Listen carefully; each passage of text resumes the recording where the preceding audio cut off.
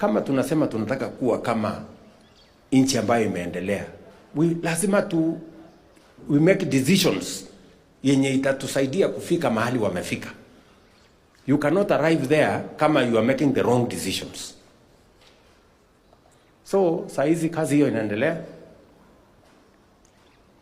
Juzi nimeenda kupatiana hapa manyumba, the first 1,000, 5,000 nyingine iko tayari, Homa Bay iko tayari, Machakos iko tayari, Kirinyaga iko tayari.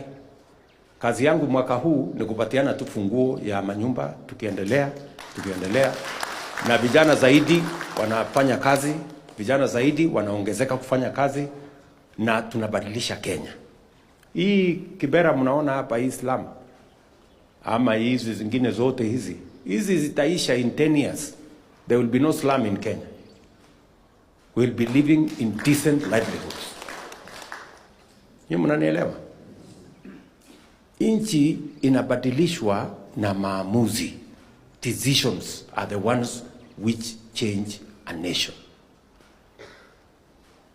Wale hawakuamini ya kwamba hizi manyumba itakuweko, wameanza kushangaa.